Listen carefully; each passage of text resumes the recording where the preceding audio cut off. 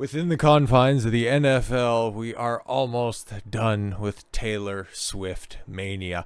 I know, I've done way too many videos on the subject, more than I ever wanted to cover, but she is a newsworthy person, and somebody who is definitely going to be instrumental to the later stages of 2024, so we do need to keep our finger on the pulse when it comes to subjects like this. So, unfortunately, we have to cast our minds back to last weekend, okay, and you had Taylor Swift embracing Travis Kelce, and they're in love. Oh my God, guys, this totally real, totally authentic, totally not AstroTurf relationship.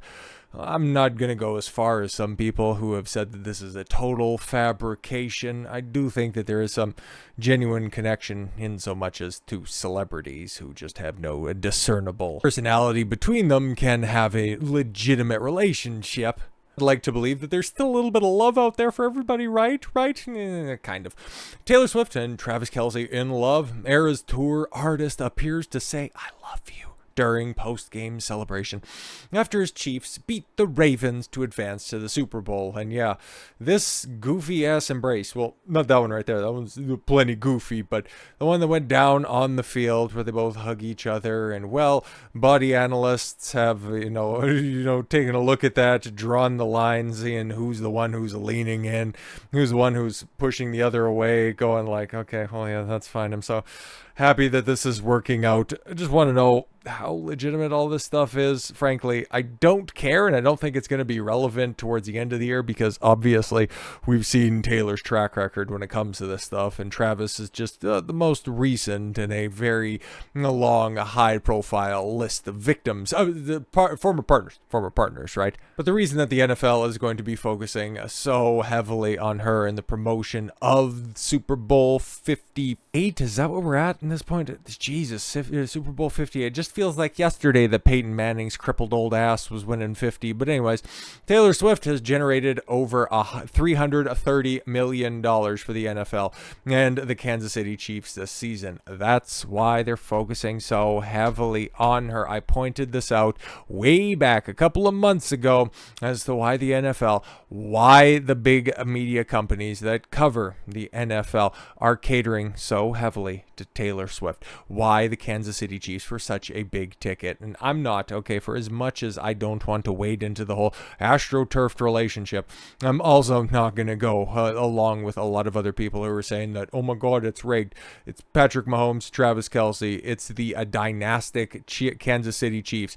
It's their fourth trip to the Super Bowl in 6 seasons, for Christ's sakes. Like, it's a good team, okay? It's just a good team with a little bit of media rocket fuel. So of course this was going to end up generating interest. Like, you're silly not to go ahead and assume that. But $330 million, yeah, they're really hoping that Travis Kelce doesn't retire and that some of those body analysts aren't proven correct by the end of the season. It might be hard to truly put a number on the financial impact that Taylor Swift's romance with Travis Kelce has had on the NFL, but over $330 million seems like a good place to start.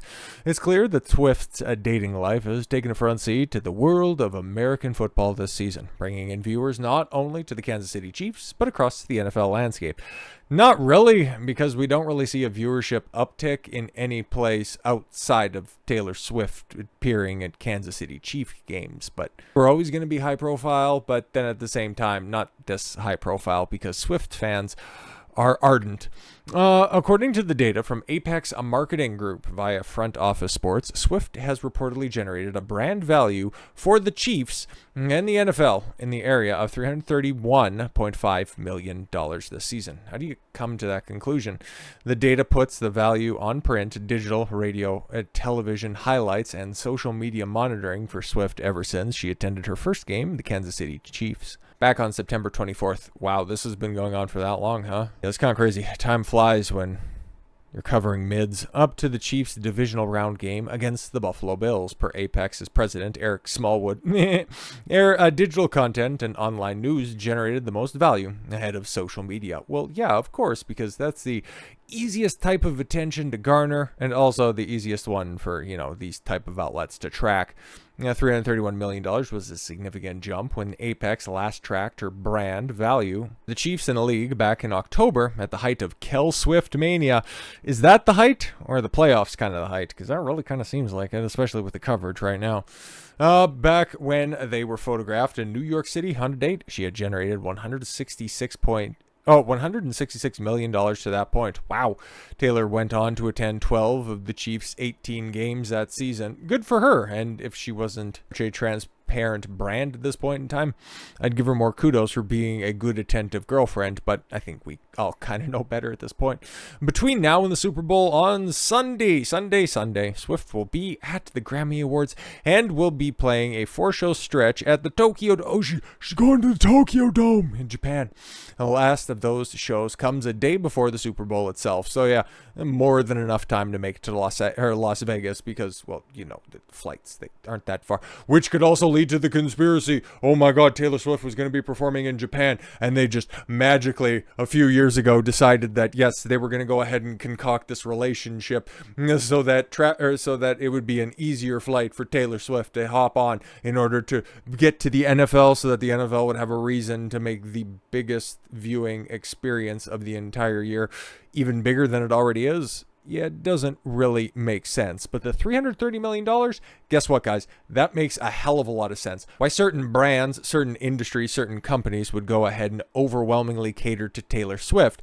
Something else that we talked about at the time, and something else that I pointed out, that Elon Musk is heading down a very dangerous path. But the 100 content moderators he was looking at hiring, and well on his way to hiring out of Austin, Texas, the wokest part of Texas, also has something to do with this whole Taylor Swift AI generated, certain type of adult content that was permeating the website for a very short period of time. But that ended up getting snatched up like that because, if you have a specifically anti-Taylor Swift slant on your platform, if you thought advertiser boycotts were going to be a headache, oh boy, you ain't seen Swifties mobilized quite like that. Elon Musk's X is said to hire 100 full-time staffers to crack down on exploitative material after AI-generated photos of Taylor Swift went viral on social media last week. And yeah, they're the ones that people have been making for a long time, like face swaps, okay, poor photoshops of celebrities in compromising positions. Yeah, we've seen that for a long time, okay? So why is this new? Well, because she's the cash cow. She's the influence peddler of the time, guys. Like, let's connect the dots here. It's not that difficult to figure out. San Francisco-based company, formerly known as Twitter, announced on Friday that it would build a trust and safety center in Austin, Texas. Well, where it will hire in-house agents who will be tasked with enforcing the site's content and safety rules. X does not have a line of business focused on children, but it's important that we make these investments to keep stopping offenders from using our platform to any distribution or engagement at CSE content. I like that a little bit better. I won't end up triggering any of the YouTube bots. Joe Benarock, head of business operations at X, said Musk, who acquired then Twitter, $44 billion, late 2022.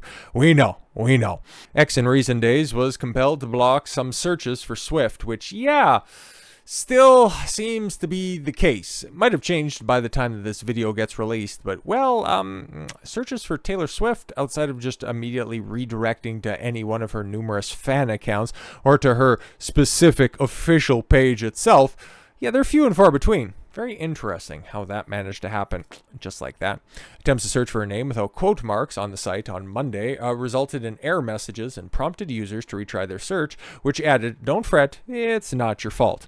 However, putting quote marks around her name allowed posts to appear that mentioned her name. Explicit and abusive fake images of Swift. How can images be began circulating widely last week. Like, okay, you can't go to the grocery store and see somebody like that, put the moves and do a little bit of a famoose to see it naked, and you have to go ahead and generate images of it. All right, then.